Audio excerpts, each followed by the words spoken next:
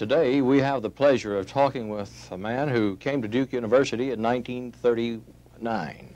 He was only 21 years of age at that time. He had just received his PhD at the University of Illinois. Prior to that, he had received his BS degree at the College of the City of New York. During the years here at Duke, he became chairman of the Biochemistry Department. He was named James B. Duke Professor of Biochemistry in 1961. Dr. Philip Handler is now about to leave Duke to serve for 6 years as the president of the National Academy of Sciences. Dr. Handler has served on so many committees for different organizations, the list really is simply too long to read at this time. Dr. Handler, suppose we just begin this thing by getting some background information from you. What was it like here at Duke when you first arrived in 1939? Desolate. I came from the University of Illinois, which even then was one of the largest universities in the country. I really didn't know much about Duke. Like many others, I was aware of a Rose Bowl victory, defeat. I was aware of extrasensory perception, and I was aware of the fact that it had been stated that Mr. Duke had founded a country club college here on Methodist Flats. But I didn't know much about it.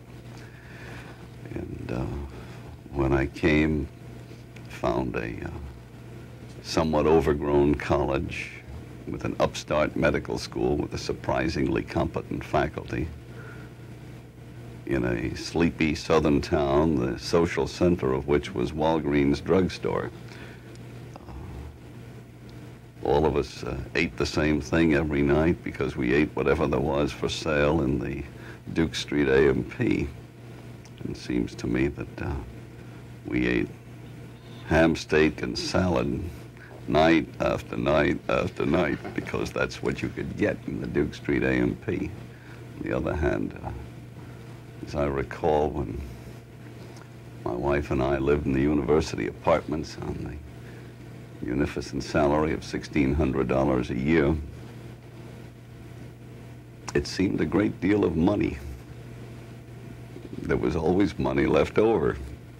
There was enough so that every few months we could decide we had enough to go off for a weekend and see some shows in New York, or wander about Washington, and even occasionally go out to the coast.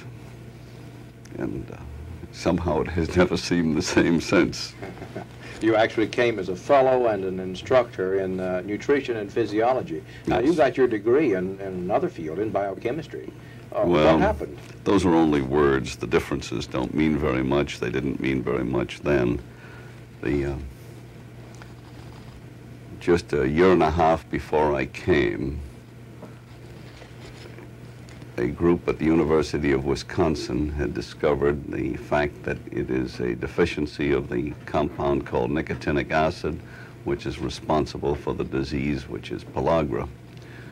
Pellagra was the most important cause of death in 8 southeastern states at the time.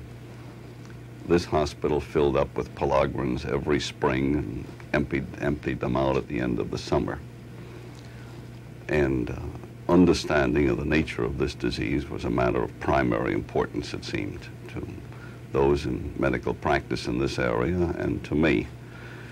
And my own research interest by then had become focused on the general problem of attempting to understand the relationships between the fact of vitamin deficiency and the clinical manifestations of the disease. And the question which we asked was, why? What is it that nicotinic acid does for you that prevents all of this? Or conversely, why do these events all occur if you fail to eat nicotinic acid? And this seemed to be the right place to try it because the clinical material was here in abundance. It took about 5 years before we had what we thought was a satisfactory solution to all those questions. And that is sort of the cornerstone of my scientific career, attempting to answer that set of questions. Well, now, through the years there, you moved through the professorial ranks to finally become full professor in biochemistry. You finally got shifted into that department, obviously. And you also became chairman of the department in 1950. Could you lead us up to that event as you became chairman of the department? I suppose the institution had the task of deciding whether to pick one of us or to go outside, and they finally decided to pick one of us, and then had to choose between essentially Dr. Neurath and myself. We were the two eligible candidates, as it were, on the local scene. I have no idea why they chose me, but I was pleased. Task, ultimately, of a department chairman, I suppose, is to plan the future. And I've always thought that that little placard, which is attributed to Tom Watson, the president of IBM, which said, "Think," for department chairman should be redone, and you need a little placard that says "Connive." I see. And well, now you were only 32 at that time. Mm-hmm. What did it seem to you to be like when you had to face all these administrative duties early in the morning, first thing, 32 years of age? You had not been a chairman of a department before. What were your ambitions along these lines, too, for the department? I didn't really have any administrative ambitions. They didn't mean anything.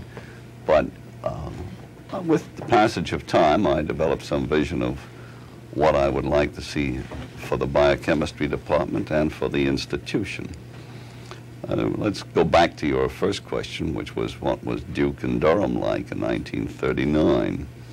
Well, it was here and real, but it had no style.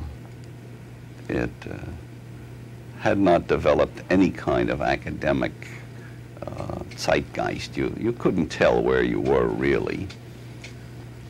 And Dr. Davison had done a most courageous thing in planting this medical school here in what seems certainly to be a very unlikely place in which to put what he hoped to make an important medical school.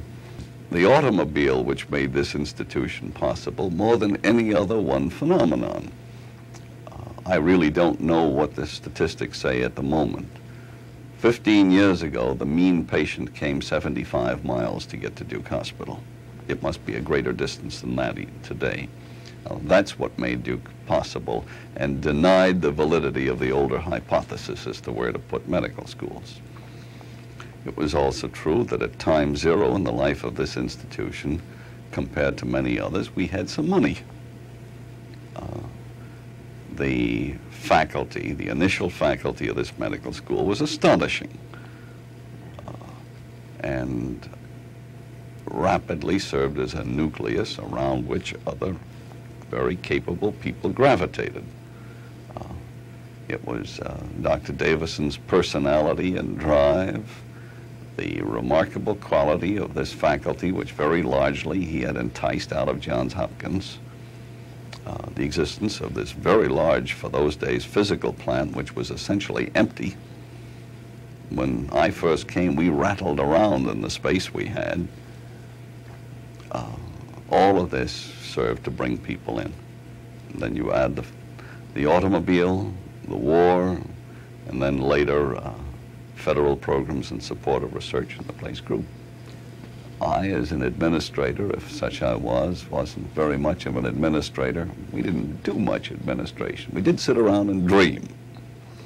And I suppose I did my share of that and began to have some vision of what I hoped the biochemistry department in the medical school would one day be. And since I think we have attained all of that, I think it's time I left.